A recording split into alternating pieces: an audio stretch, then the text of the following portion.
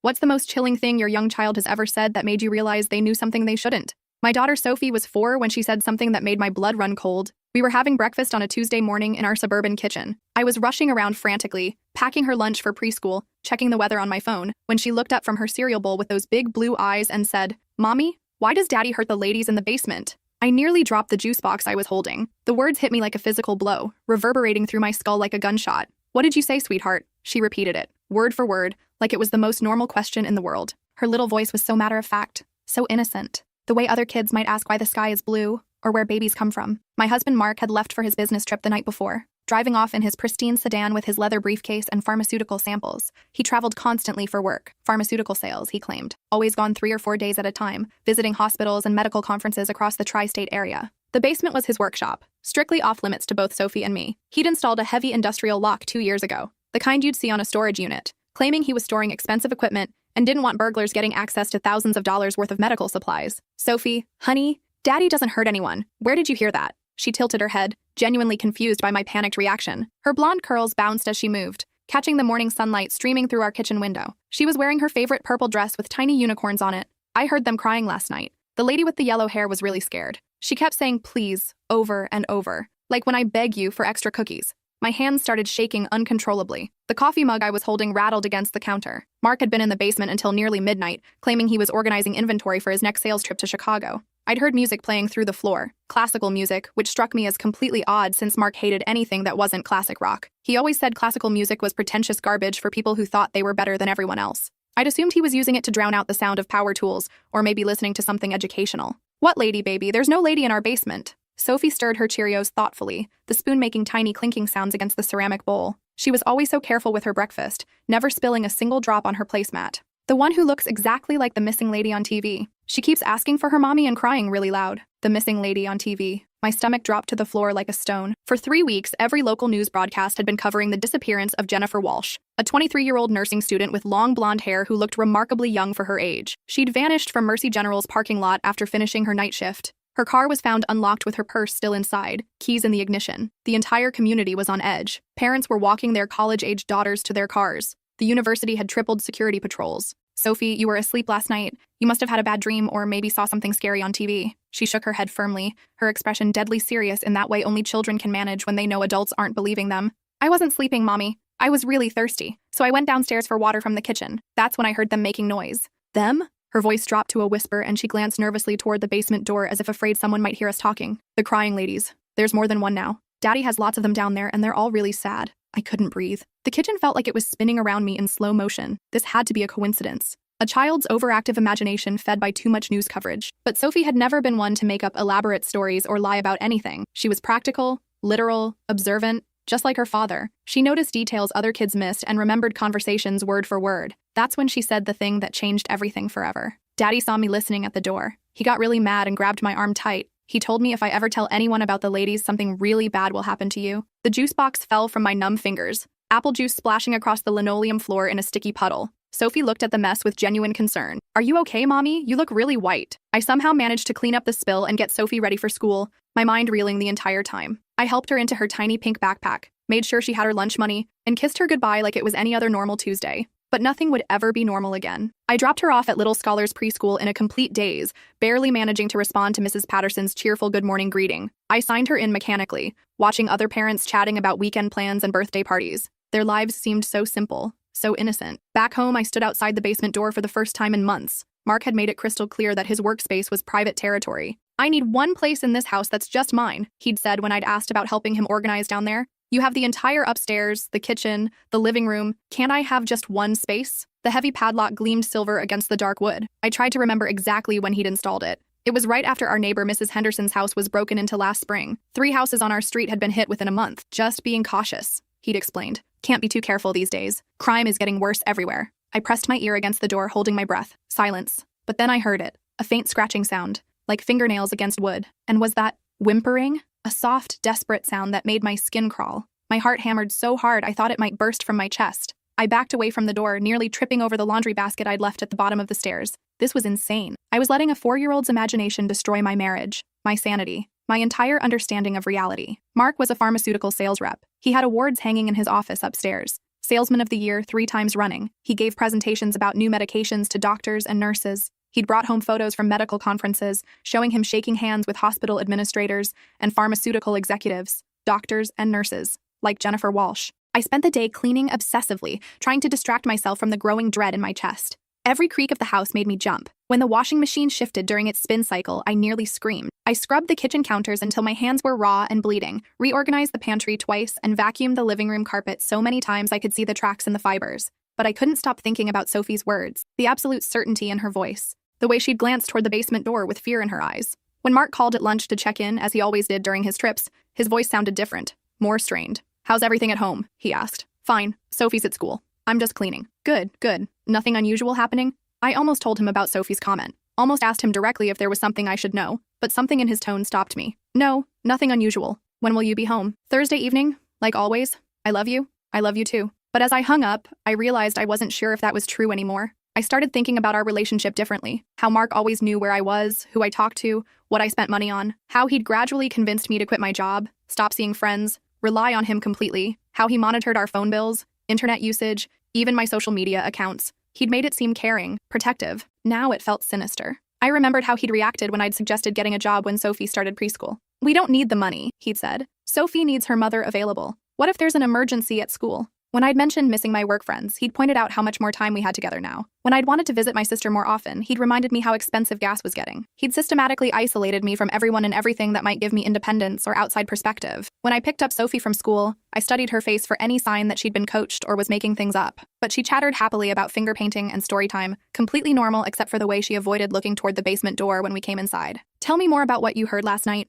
I said as we sat at the kitchen table with her afternoon snack of apple slices and goldfish crackers. She took a careful bite of her apple, thinking hard. "The yellow hair lady was saying please a lot, and I want to go home. She sounded like how I sound when I have a bad dream and want you to come cuddle me." "What else did you hear?" "There was banging sounds, like someone hitting the walls, and chains making noise." "Chains?" My blood turned to ice. "What kind of chains?" "Like the ones on my swing set, but bigger, and they were moving around a lot." "What else?" "There was a lady with dark hair who wasn't making noise anymore." My hands clenched into fists. "What do you mean she wasn't making noise?" "She was just lying there really still, like when Grandpa was sleeping at his funeral, but her eyes were open and she looked really sad." I excused myself and ran to the bathroom, where I vomited until my stomach was completely empty. When I came back, Sophie was still eating her snack, humming a little song to herself. That evening, I called my sister Rebecca under the pretense of asking about weekend plans. But really, I needed to hear a normal voice, to ground myself in reality. "You sound weird," she said immediately. "What's wrong?" "Nothing, just tired." "Sarah, we've been sisters for 32 years. Don't lie to me. You sound absolutely terrified."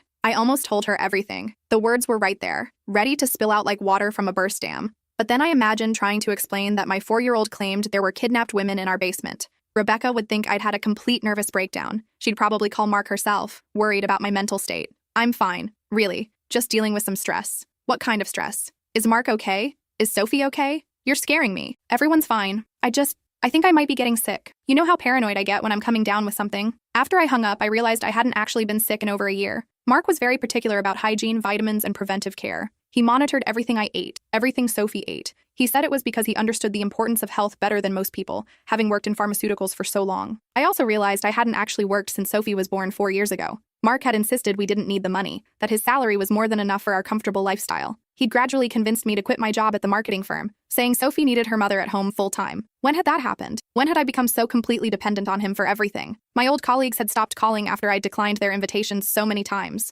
My college friends had drifted away when I'd stopped responding to their texts about girls' nights and weekend trips. Even my family had started calling less frequently after Mark had expressed concern about how overwhelming large gatherings were for me. That night, I waited until Sophie was asleep, then crept downstairs with a flashlight. The scratching sound was louder now, more desperate and frantic. I could hear muffled sobbing, and what sounded like chains rattling against metal. There was definitely more than one voice down there. At least 3 distinct cries for help. Someone was definitely being held against their will. Multiple someones. I ran back upstairs and called 911, whispering into the phone that I thought someone might be trapped in my basement. The dispatcher asked if I was in immediate danger, and I said I didn't think so, but please hurry. She said officers would be there within 10 minutes and asked me to stay on the line. As I waited, hiding in my bedroom closet with the phone pressed to my ear, I heard Mark's car pulling into the driveway. The engine sound was unmistakable. His sedan had a slight rattle that he'd been meaning to fix for months. He wasn't supposed to be back until Thursday night. I rushed to the bedroom window and watched him get out of his sedan, checking his phone repeatedly. Had he somehow monitored my call? He'd insisted on managing all our technology, including our phone plan and internet service. He said it was easier to have everything under one account, that it saved money and simplified billing. I'd thought he was being practical. Now I wondered what else he was monitoring. Our location, our conversations, our internet searches. The front door opened and his voice drifted up the stairs, artificially casual. Sarah, I'm home early. Got done with meetings ahead of schedule. I could hear something underneath his normal tone. Suspicion, wariness, the voice of a predator who senses danger approaching. I'm upstairs, I called, trying to sound normal while whispering to the 911 dispatcher that my husband had just arrived home unexpectedly. Just getting ready for bed. I heard his footsteps on the stairs, slow and deliberate. Each creak of the old wooden steps seemed to echo through the house like a countdown. When he appeared in our bedroom doorway, his eyes were cold. Not the warm brown I'd fallen in love with 8 years ago, but something predatory and calculating. Where's Sophie? Sleeping. She had a long day at school. Art class and playground time tired her out. He stepped closer, and that's when I noticed his clothes were dirty. His usually pristine dress shirt had dark stains on it, and there was something dark crusted under his fingernails. Something that looked distinctly like dried blood. You look nervous, he said, studying my face like a scientist examining a specimen under a microscope. Just tired. Long day with Sophie. You know how 4-year-olds can be. Sarah. His voice dropped to a whisper that made my skin crawl. Have you been in the basement? My mouth went dry as sand. Of course not. You know I don't go down there. You made that very clear years ago. Good. He smiled, but it didn't reach his eyes. It was the smile he used on difficult customers, all surface charm with nothing genuine behind it. Because if you had, we'd have a very serious problem. The doorbell rang. Mark's face went completely white, then flushed red with rage. Are you expecting someone? Before I could answer, a voice called out from the front porch. Police! We received a call about a possible emergency. Mark grabbed my arm, his fingers digging into my skin hard enough to leave bruises that would last for weeks. I could see the fury building in his eyes like a storm gathering strength. What did you do? Nothing. I didn't. If you've ruined everything, he hissed, his face inches from mine, his breath hot against my cheek. I'll make sure you disappear just like the others, and then I'll take Sophie somewhere you'll never find her. The officers knocked again, more insistently. Mark released my arm and straightened his shirt, transforming back into the charming salesman in seconds. It was terrifying how quickly he could switch personas, like flipping a light switch. Stay here. Don't say a word. If you make a sound, I'll kill them and then I'll kill you. I listened as he went downstairs and opened the door. His voice was smooth, friendly. The same voice that had convinced me to marry him, to trust him with my life and my daughter's safety. Officers, I think there's been a mistake. My wife has been having some mental health issues lately. Postpartum depression that never quite resolved after our daughter was born. She's been hearing things, seeing things that aren't there. Actually, sir, the call was about someone trapped in your basement. A long pause. I could practically hear Mark's mind racing, calculating his next move like a chess player thinking several moves ahead. That's very strange. There's no one in our basement. It's just storage space for my work supplies. I'm a pharmaceutical sales representative. Would you like to take a look? Yes, sir, if you don't mind. I crept to the top of the stairs and watched as Mark led 2 officers toward the basement door. His hands were shaking as he fumbled with the keys, and I could see sweat beading on his forehead despite the cool evening air. Sorry, it's been locked up for months. Company policy about storing controlled substances. I keep expensive pharmaceutical samples down there worth thousands of dollars. Insurance requirements, you understand.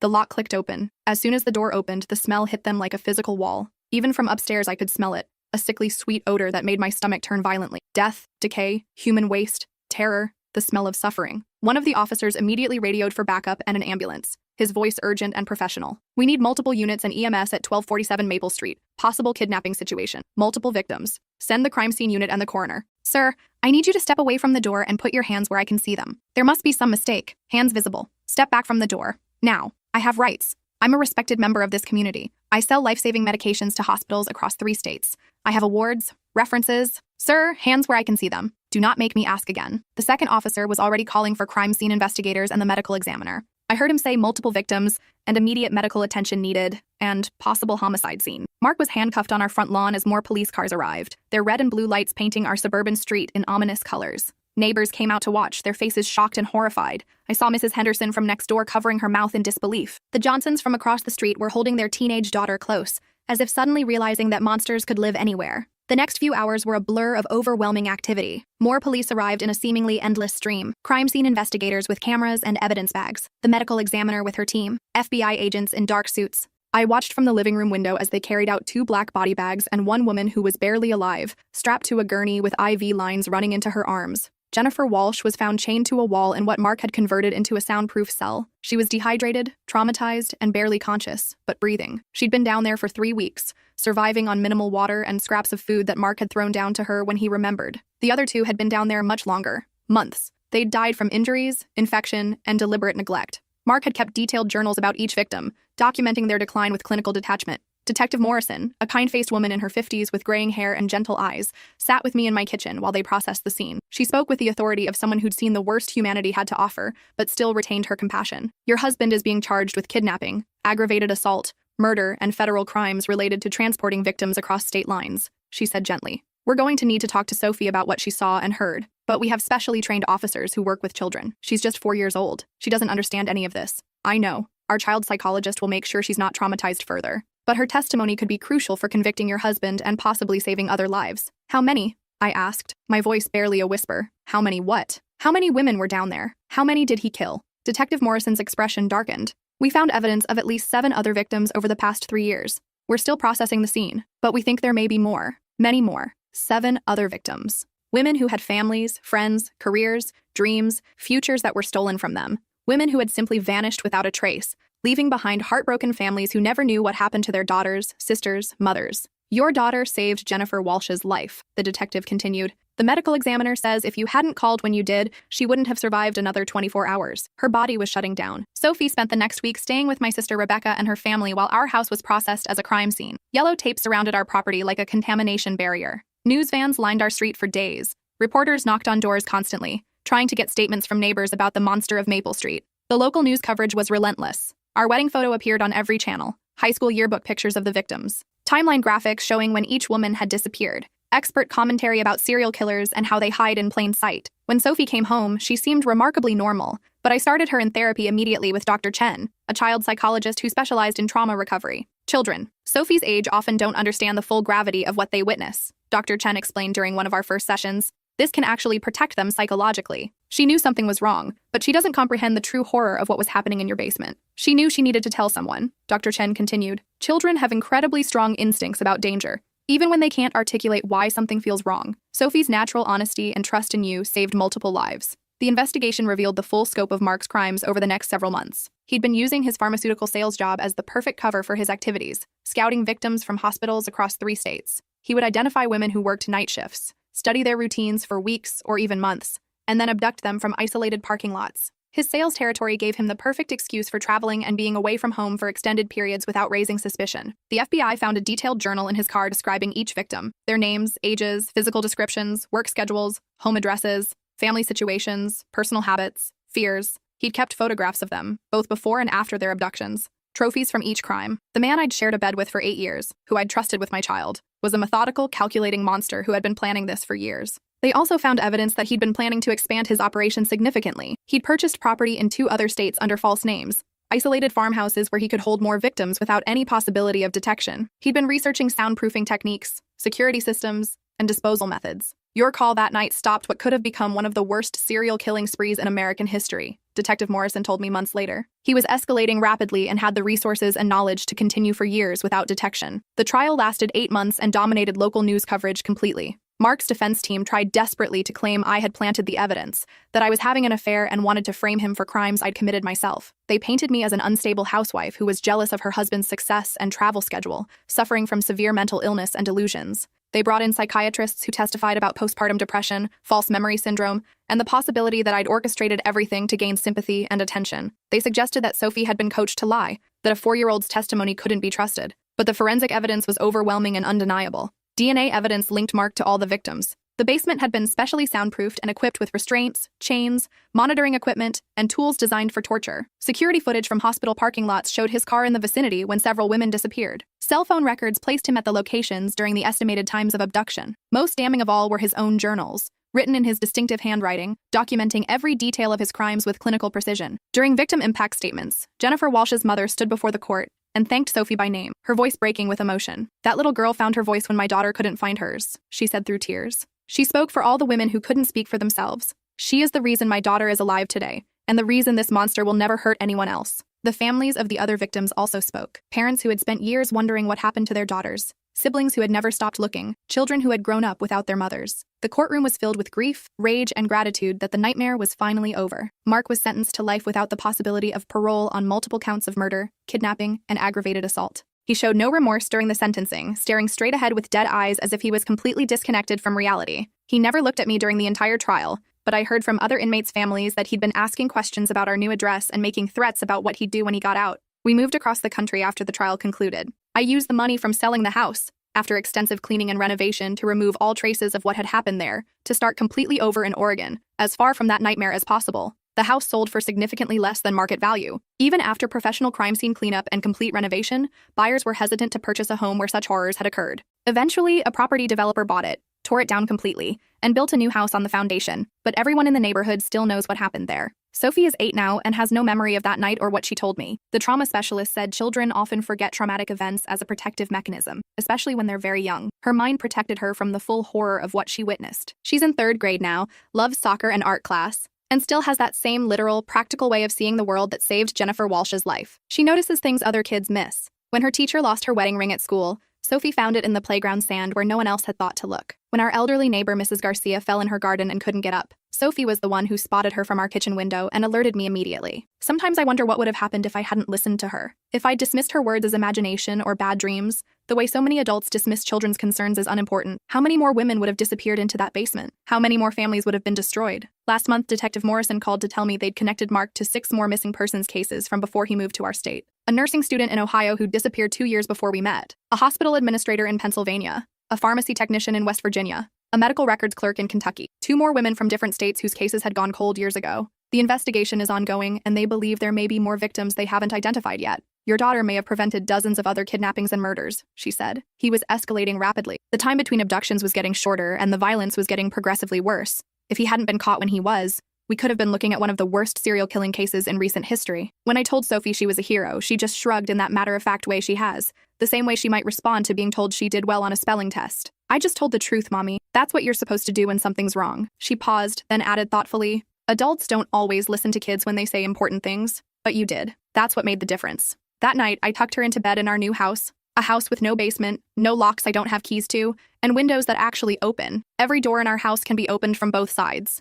I check them obsessively every night before bed, testing each lock and handle multiple times. Good night, my brave girl, I whispered, kissing her forehead and breathing in the sweet scent of her shampoo. Good night, Mommy. I love you. As I turned off the light, she added quietly, I'm glad the crying ladies don't live with us anymore. I hope they're somewhere safe now where no one can hurt them. She rolled over and went to sleep, leaving me standing in her doorway with tears streaming down my face, overwhelmed by gratitude for her courage and honesty. Jennifer Walsh writes to us sometimes. She's back in nursing school now, working toward a degree in victim advocacy and trauma counseling. She says she wants to help other survivors find their voices and heal from their experiences, just like Sophie helped her find the strength to survive. In her last letter, she included a photo of herself at graduation. She's smiling, surrounded by her family, looking healthy and strong. At the bottom, she'd written, "Thank you for listening to the little voice that saved my life. Sophie will always be my hero." The other families have stayed in touch too. We received Christmas cards from Jennifer's parents, birthday cards for Sophie from the Walsh family. They've created a foundation in honor of all the victims, focusing on hospital security improvements and supporting families of missing persons. Sometimes late at night,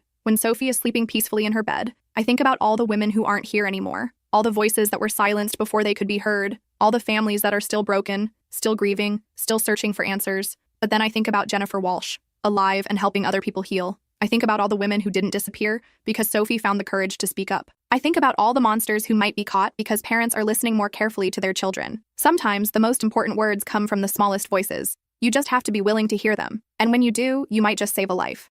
What's the moment you knew your spouse's business trips weren't actually for work? Derek had been traveling for work every other weekend for 8 months. Always the same story: client meetings in Portland, conference in Seattle, training seminar in Denver. He'd pack his leather briefcase, kiss my forehead, and promise to call when he landed. The calls always came right on schedule. Background noise of hotel lobbies, muffled conversations about quarterly reports. He'd text photos of bland conference rooms and mediocre hotel breakfast buffets. Everything seemed legitimate. I never questioned it because Derek worked in pharmaceutical sales, a job that genuinely required travel. His company had contracts across 3 states, and weekend work wasn't unusual in his industry. Plus, he always brought home the right conference swag: branded pens, polo shirts with pharmaceutical company logos, business cards from new contacts. The first red flag came when I decided to surprise him. It was our 3rd wedding anniversary, and Derek was supposedly in Portland for a 2-day client presentation. I'd planned to drive up, book a nice restaurant, maybe extend his business trip into a romantic weekend. We'd been married 3 years, but lately Derek seemed distant. Not cold exactly, just preoccupied. Always checking his phone, always mentioning how stressful work had become.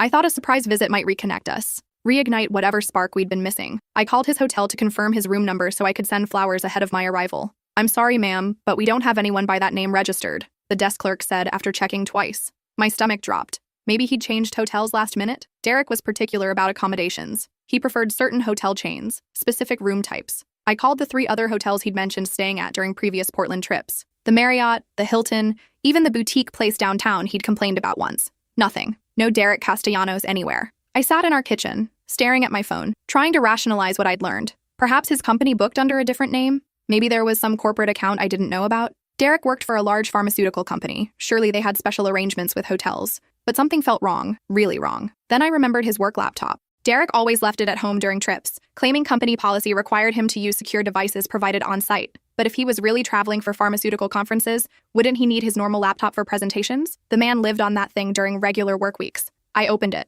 No password, which should have been another red flag. Derek was meticulous about security in every other aspect of his life. His browser history was clean, too clean. Like, professionally scrubbed clean. But his email was still logged in. I scrolled through months of correspondence with his manager, clients, and colleagues. Meeting notes, sales figures, client complaints, training schedules, everything you'd expect from someone in pharmaceutical sales. Except for one thing. Every single business trip Derek had taken corresponded with days he'd called in sick to work. 8 months of weekend trips. 8 months of Portland conferences and Seattle training seminars. 8 months of lies. I printed out everything. Email timestamps, sick day requests, calendar entries. The pattern was undeniable. Derek would email his boss Friday afternoon claiming food poisoning or migraines, then text me from his hotel that same evening. My hands were shaking as I stared at the evidence spread across our dining room table, the same table where Derek had shown me brochures from his first conference, explaining how these weekend seminars would advance his career. But if he wasn't traveling for work, where was he going? And more importantly, who was he with? I started tracking his credit card statements,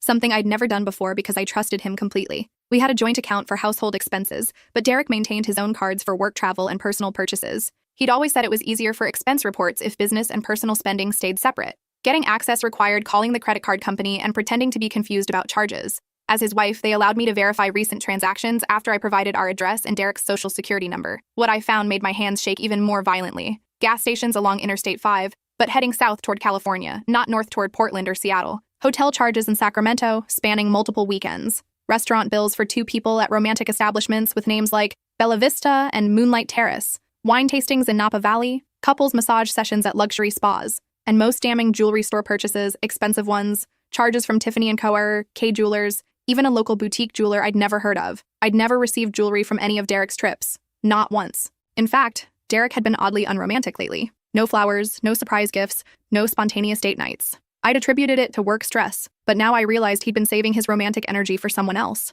The next morning, I called in sick to my teaching job and drove to Derek's office. I needed to verify what I'd discovered, but I couldn't march in there demanding answers. Instead, I decided to visit his coworker Brent, who I'd always gotten along well with at company parties. "Hey, stranger," Brent said when I appeared at his cubicle with coffee and donuts. "Derek's not here. Thought you'd know that. He's been taking a lot of personal days lately." "Personal days?" I asked carefully, offering him a glazed donut. "Yeah, every other weekend for months. Lucky bastard. We keep joking that he must have some sweet side hustle going on." Brent lowered his voice conspiratorially. "Between you and me, some of us think he's interviewing somewhere else. Why else would someone need so many long weekends? Management's starting to notice too." I managed to smile and nod, making small talk about holiday plans and office gossip, but inside I was screaming. Derek had been telling his coworkers he was taking personal time while telling me he was working mandatory conferences. "Speaking of Derek," Brent continued, unwrapping a second donut, "he seems really happy lately. Like, genuinely happy. Whatever he's doing on these long weekends, it's working for him. He comes back Monday morning with this huge grin,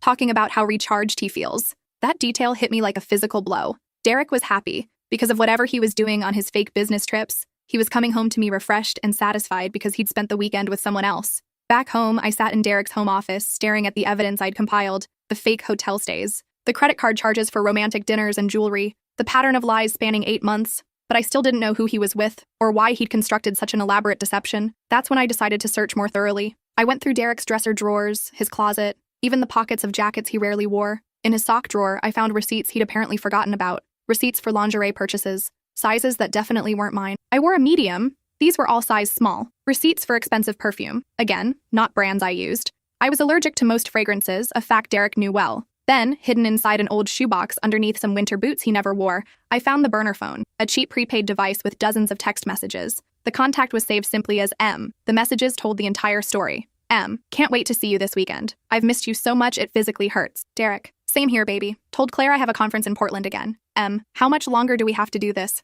I hate sneaking around. I hate that you have to lie to her. Derek. Soon, sweetheart. Just need to figure out the right timing. These things can't be rushed." I scrolled back through months of conversations, pet names that made my stomach turn, plans for romantic getaways to places I'd always wanted to visit. Photos I definitely wasn't meant to see. Derek's face in intimate moments with a woman I didn't recognize. But the messages that made my blood run cold were the recent ones. Derek, talk to the lawyer today. If I file first and claim irreconcilable differences, I can protect my assets. Claire won't see it coming. M. Are you sure? I don't want to be the reason your marriage ends. I can wait longer if needed. Derek, my marriage ended the day I met you. Claire just doesn't know it yet. She's been living in a fantasy for months. M. What did the lawyer say about the house? Derek, if I can prove I've been the primary breadwinner and she's just a teacher with a small salary, I should be able to keep most of our assets, especially if I can show she's been financially irresponsible. M. Has she been financially irresponsible? Derek, she will be, once I make a few strategic moves. Trust me, I've got this figured out. I screenshotted everything, my hands trembling with rage and disbelief. Derek wasn't just cheating, he was systematically planning to destroy my financial future.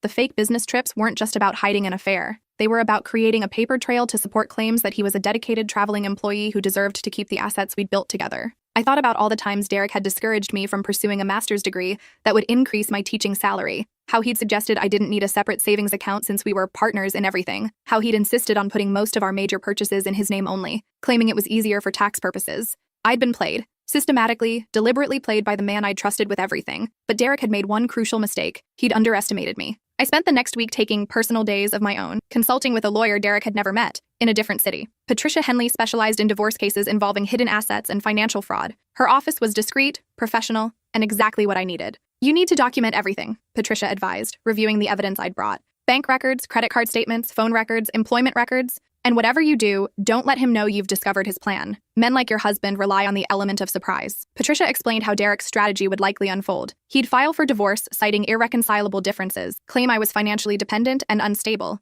then use his alleged business travel as proof that he deserved to keep the house and major assets. Meanwhile, he'd hide money in accounts I didn't know about, possibly even claiming his affair-related expenses as legitimate business costs. The good news, Patricia continued, is that he's created a detailed digital trail of his deception. Those text messages alone will destroy any credibility he might have had in court, but we need to move fast and smart. So I did exactly that. I opened a private bank account at a different institution and began transferring money from our joint savings, money I was legally entitled to as his spouse. I hired a private investigator to follow Derek during his next business trip and document his actual activities. I collected 8 months of credit card statements, photographed documents from his home office, and copied every file from his laptop. Most importantly, I started keeping a detailed journal of Derek's behavior, documenting his lies, his late nights working, and the gradual changes in his personality over the past year. But the key to my strategy was that Derek remained completely oblivious. The following Friday, Derek packed his briefcase for another Seattle training seminar. He was in an especially good mood, humming while he folded clothes and even bringing me coffee in bed. "Will you miss me?" he asked, kissing my cheek with what I now recognized as guilt-motivated affection. "Always,"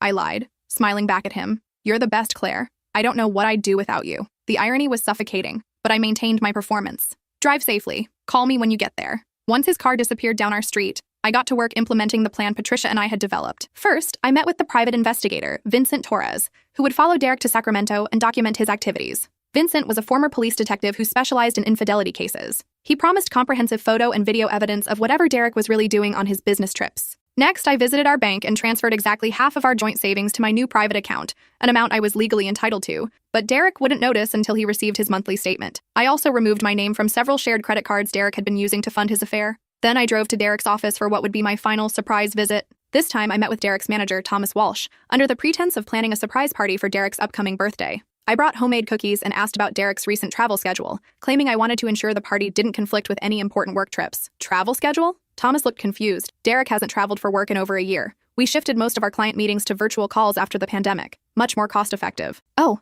I said, feigning surprise. "He's been going to so many conferences lately? I thought they were work-related." Thomas's expression changed. "What kind of conferences?" I pulled out my phone and showed him photos Derek had sent me from his alleged work trips. Pictures of generic conference rooms and hotel lobbies. Thomas examined them carefully. "These don't look familiar. And Derek definitely hasn't been approved for any conference attendance. In fact, he's been using quite a few sick days recently." I documented everything Thomas told me, with his permission. Derek's employment records would be crucial evidence in the divorce proceedings. That evening, I received the first report from Vincent. Derek had indeed driven to Sacramento, but instead of checking into a business hotel, he'd gone directly to an upscale residential neighborhood. The woman who answered the door was young, beautiful, and very pregnant. Very, very pregnant. Vincent's photos showed Derek embracing her, his hands protectively cradling her obviously round belly. They looked like an expectant couple posing for maternity photos. I stared at the images on my laptop screen, feeling like I might vomit. Derek wasn't just having an affair, he was having a baby with someone else. while married to me, while planning to divorce me and steal our assets. The woman's name was Melissa Chen, according to Vincent's research. She was 28 years old, worked as a marketing coordinator for a tech company, and lived in a condo Derek had been helping pay for. Based on her appearance in the photos, she was about 6 months pregnant, which meant Derek had gotten her pregnant right around the time his business trips started. I called Patricia immediately. "This changes everything," she said after I emailed her Vincent's photos. "Pregnancy complicates the timeline significantly. We need to file divorce papers immediately before that baby is born. Otherwise, Derek might try to claim paternal rights affect his financial obligations to you." We scheduled an emergency meeting for the next morning. Meanwhile, I had to get through the weekend pretending everything was normal, waiting for Derek to return from his romantic getaway with his pregnant girlfriend. Saturday and Sunday were the longest days of my life. Derek sent his usual text messages from Seattle, photos of boring seminar rooms and complaints about hotel coffee. Each message felt like a knife twist, knowing he was actually playing house with Melissa, probably discussing nursery colors and baby names. Sunday evening, Derek returned home full of stories about his training seminar, how informative the sessions had been, how he'd learned new strategies for pharmaceutical sales, how much he'd missed me and our comfortable life together. "How was your weekend, babe?" he asked, wrapping his arms around me from behind as I stood at the kitchen sink, trying not to flinch at his touch. "Productive," I said. "I learned a lot." Derek nuzzled my neck. "Learn anything interesting?" "Oh yes," I replied. "Very interesting." Monday morning, Derek left for his real job, whistling and checking his phone constantly, probably texting Melissa about their wonderful weekend together. I drove straight to the courthouse and filed for divorce, citing adultery, fraud, and emotional distress. I also filed emergency motions preventing Derek from accessing our joint accounts, selling any major assets, or making any significant financial decisions without court approval. Patricia had prepared a comprehensive filing that included Derek's text messages, the credit card evidence, his employment records showing the fake business trips, and Vincent's photos of Derek with his pregnant girlfriend. By 11:30 a.m., Derek's lawyer had called him at work. He arrived home early, his face pale and confused, holding a thick envelope of legal documents. "What the hell is this about?" he demanded, his usual calm demeanor completely shattered. I was waiting in our living room, having spent the morning packing his belongings into boxes. I placed a thick folder on our coffee table and slid it toward him. "Your business trips," I said calmly. Derek opened the folder with trembling hands. His face went through a rapid progression of emotions as he saw the evidence: confusion, recognition, panic, and finally something approaching resignation. The credit card statements showing romantic dinners for two, screenshots of his text messages with M, Vincent's photos of him with pregnant Melissa, his employment records proving he'd been lying about work travel. Everything. "How long have you known?" he asked quietly, sinking into the chair across from me. "Since our anniversary, when I tried to surprise you in Portland." I kept my voice steady and factual. "The hotel said you weren't registered." That's when I started paying attention to details I'd been ignoring. Derek looked through more of the evidence: the jewelry store receipts, the spa charges, the photos of him cradling Melissa's pregnant belly. "Her name is Melissa," he said finally, his voice barely audible. "I met her at a conference in January. A real conference." "I don't care what her name is," I interrupted. "I care that you've been living a double life for 8 months while planning to financially destroy me." Derek's eyes widened as he reached the printed text messages discussing his legal strategy. I was just protecting myself by hiding assets and creating false documentation about work expenses." I pulled out additional papers.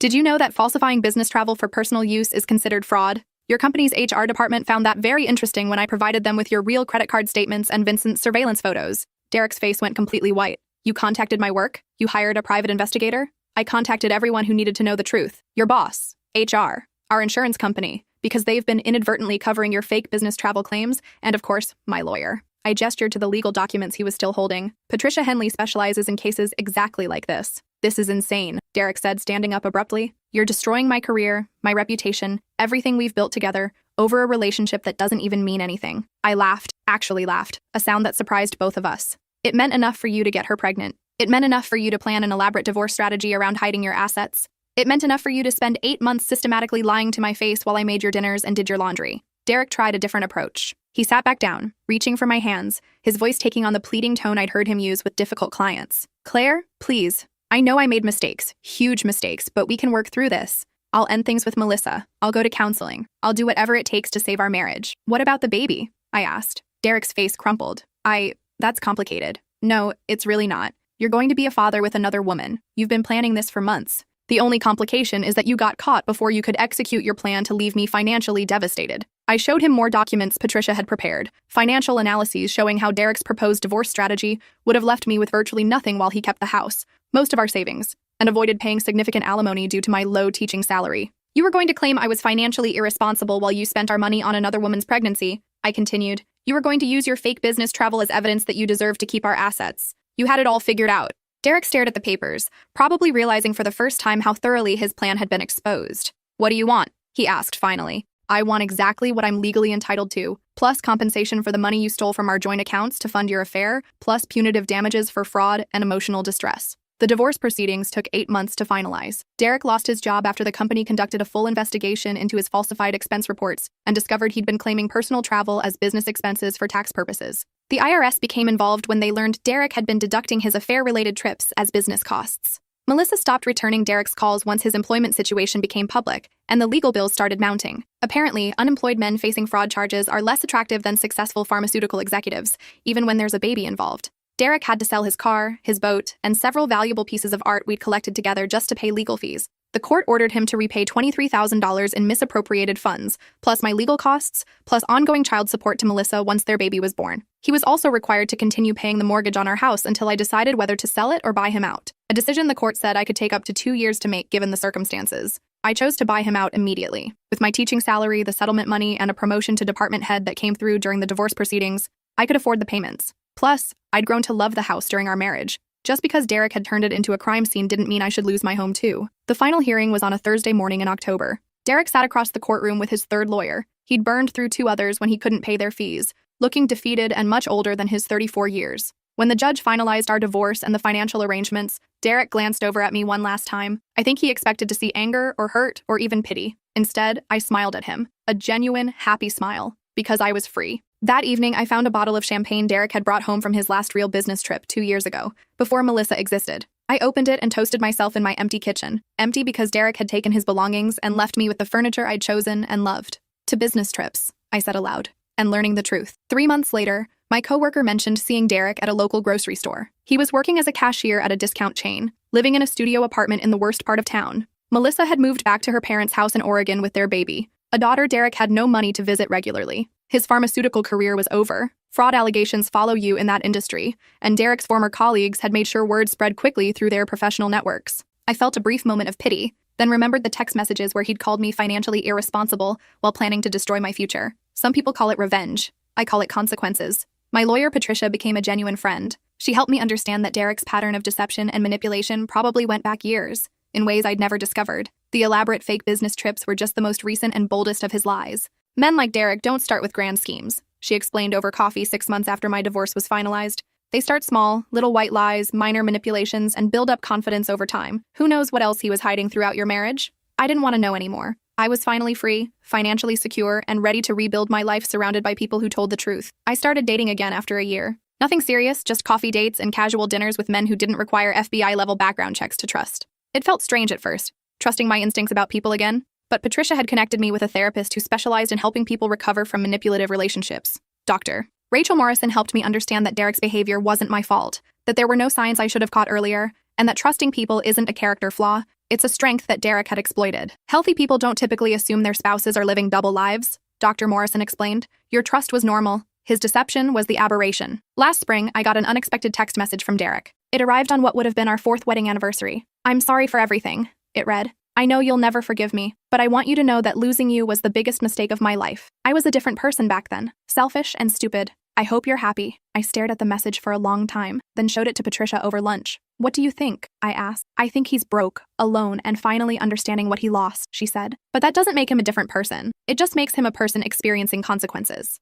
I deleted the message without responding. Some apologies come too late. Some trust, once shattered, can never be rebuilt. And some people only express remorse when they're suffering the results of their own choices. 2 years after our divorce, I met someone new. Not through dating apps or setups, but naturally, he was the parent of one of my students, a single father whose daughter struggled with math. We started with tutoring sessions in my classroom after school, which turned into conversations about teaching and parenting, which eventually became coffee dates and Saturday morning farmers market visits. His name is Ben, and he's everything Derek wasn't. Transparent about his schedule, honest about his past, open about his finances, and genuinely interested in building something real together. When Ben travels for his job as a software consultant, he sends me his hotel confirmations without being asked. He calls from his actual room, video chat so I can see where he is, and brings home receipts and business cards that match his supposed activities. Is this weird? He asked after our 3rd month of dating, when I mentioned how much I appreciated his openness about travel. I told him about Derek, the fake business trips, the pregnant girlfriend, the elaborate financial manipulation. Ben listened without judgment, asked thoughtful questions,